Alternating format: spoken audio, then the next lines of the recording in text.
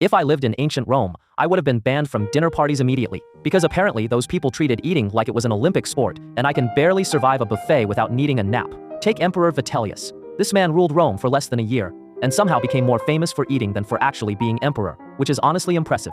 Ancient writers claimed he would eat multiple massive feasts every single day. Breakfast, giant banquet, lunch, another banquet, dinner, somehow even bigger. At this point, you're not eating meals, you're scheduling appointments with food. And here's where it gets absurd. His chefs weren't making normal dishes. We're talking peacock brains, flamingo tongues, rare fish and ingredients, shipped from every corner of the Roman Empire. Imagine ordering dinner and your waiter says, "Excellent choice, sir. Your flamingo tongues will be right out." Absolutely not. The most ridiculous story says Vitellius created a dish called the Shield of Minerva, supposedly piled high with delicacies gathered from across the empire. Whether that exact meal really existed is debated by historians, because most of what we know comes from writers who absolutely did not like him. But even if they exaggerated, you don't accidentally get remembered as the emperor who couldn't stop eating. And then it all came crashing down. While Vitellius was busy living like every meal was his last, Rome was falling into civil war. Rival armies marched on the city, his supporters abandoned him, and before he'd even ruled for a full year, he was captured and killed. Imagine spending your entire reign perfecting the menu, only to completely forget the whole running an empire part. Honestly, history can argue about how much of the food stories are true,